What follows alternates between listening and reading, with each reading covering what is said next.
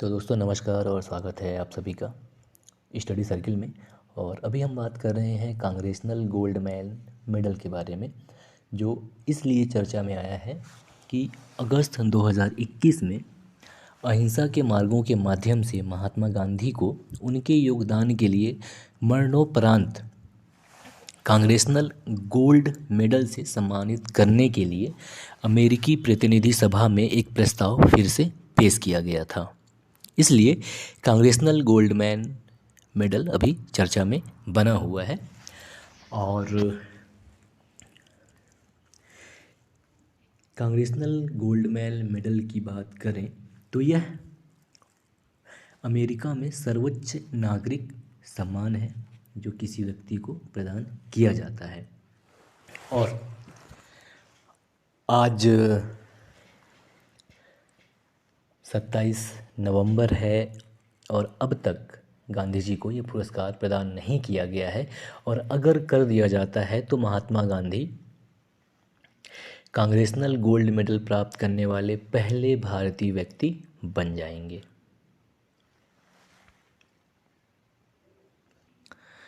और अब थोड़ी सी अगर हम पुरस्कार की बात कर लें कि ये जो कांग्रेसनल गोल्ड मेडल पुरस्कार है ये क्या है, तो ये पुरस्कार है तो अमेरिकी कांग्रेस के द्वारा प्रदान किया जाता है। और इसने यानी कि अमेरिकी कांग्रेस ने विशिष्ट उपलब्धियों और योगदान के लिए राष्ट्रीय प्रशंसा की अपनी सर्वोच्च अभिव्यक्ति के रूप में स्वर्ण पदकों को कमीशन किया है। इसमें क्या होता है, सोने का एक सिक्का जैसे होता है और जिनको प्रदान किया जाता है उस वर्ष उस पर उनका चित्र उकेरा जाता है। और अगर हम बात करें कि कांग्रेसनल गोल्ड मेडल के प्रथम प्राप्तकर्ता कौन थे, तो वो थे जॉर्ज वाशिंगटन, जिन्हें कि 25 मार्च 1776 में यह प्रदान किया गया था। और तो जो पहले प्राप्तकर्ता शामिल थे उनमें जो अमेरिकी क्रांति हुआ जो कि 1775 से 1783 तक चला, और 1812 का युद्ध हुआ, और जो मैक्सिकन युद्ध हुआ था 1846 से 1848 तक, उनके प्रतिभागी इसके पहले प्राप्तकर्ता थे। और जिसमें अगर व्यक्ति की बात करें तो व्यक्ति थे जॉर्ज वाशिंगटन। इसके बाद इसमें कुछ अन्य क्षेत्रों को भी जोड़ दिया गया है, जिसमें अभिनेताओं, लेखक, मनोरंजनकर्ताओं, संगीतकारों, खोजकर्ताओं, एथलीटों, मानवतावादियों और विदेशी प्राप्तकर्ताओं को भी शामिल करने के लिए इसका दायरा बढ़ाया गया था। और अभी हाल ही में यानी कि 5 अगस्त 2021 को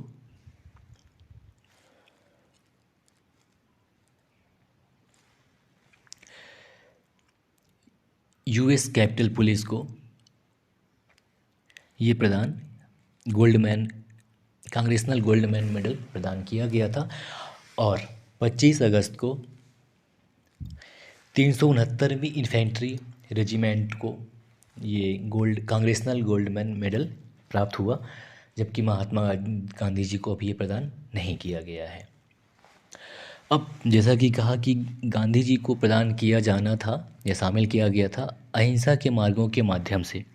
तो अगर हम बात कर लें कि अहिंसा जो महात्मा गांधी का था वो क्या था, तो अहिंसा का सिद्धांत ये है कि इसको हम अहिंसक प्रतिरोधक के रूप में भी जानते हैं। और यह सामाजिक या राजनीतिक परिवर्तन करने के लिए शारीरिक हिंसा के उपयोग को अस्वीकार करता है। और जो महात्मा गांधी हैं उनके अहिंसा का तकनीकी सार ये है कि विरोधियों को समाप्त करने का प्रयास करती है। जो विरोधी हैं उनके विरोधों को समाप्त करने का प्रयास करता है, बल्कि विरोधियों को नहीं। इसके अलावा इनकी जो अहिंसक क्रिया है ये एक ऐसी तकनीक है जिसके द्वारा लोग निष्क्रियता और अधीनता को अस्वीकार करते हैं और संघर्ष को जो लोग आवश्यक मानते हैं वो बिना हिंसा के अपने संघर्ष को छेड़ सकते हैं।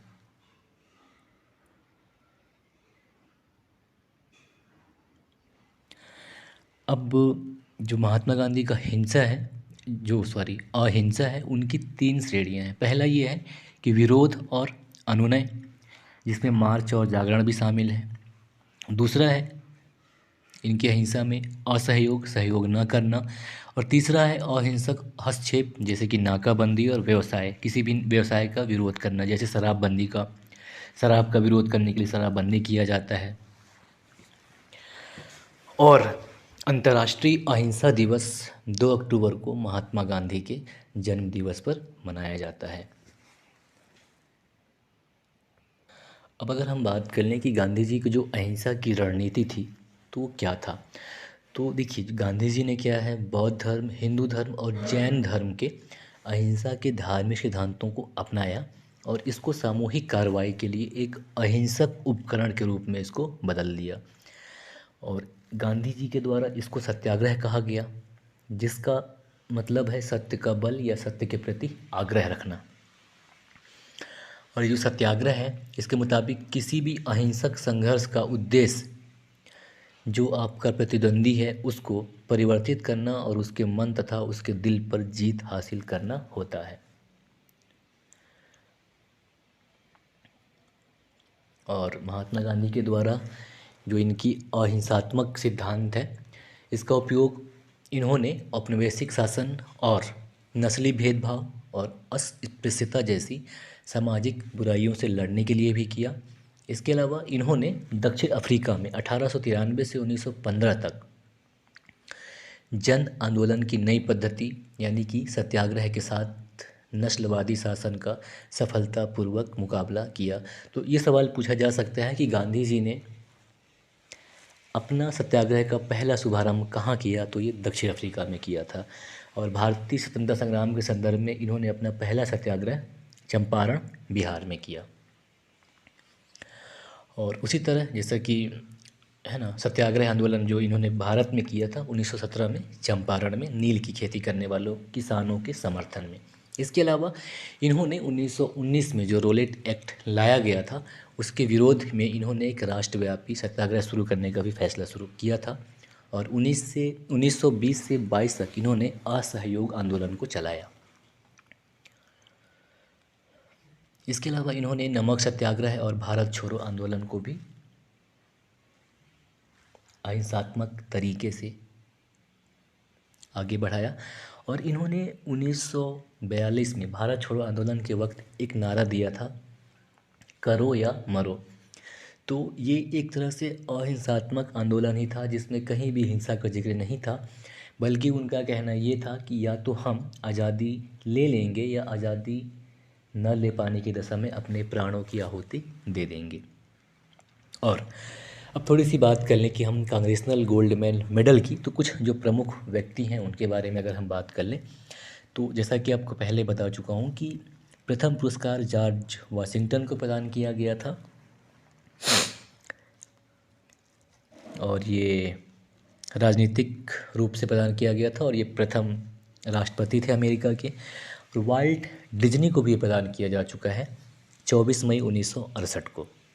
वाल्ट डिज्नी जो डिज्नी एम्पायर के मालिक हैं उनको, और ये मनोरंजन उद्योग में उत्कृष्ट योगदान के लिए इनको प्रदान किया गया था, जिससे कि यूएसए और विश्व संस्कृति को बहुत ज़्यादा लाभ हुआ मनोरंजन के क्षेत्र में। मदर टेरेसा को प्रदान किया गया था जो 2 जून 1997 को इनकी उत्कृष्ट मानवीय और धर्मार्थ गतिविधियों को मान्यता प्रदान करने के लिए। और नेल्सन मंडेला जो कि दक्षिण अफ्रीका के नेता थे उनको प्रदान किया गया था 29 जुलाई 1998 को रंगभेद उन्मूलन के लिए। तो ये था कांग्रेसनल गोल्ड मेडल के बारे में एक संक्षिप्त जानकारी। नमस्कार, जय हिंद।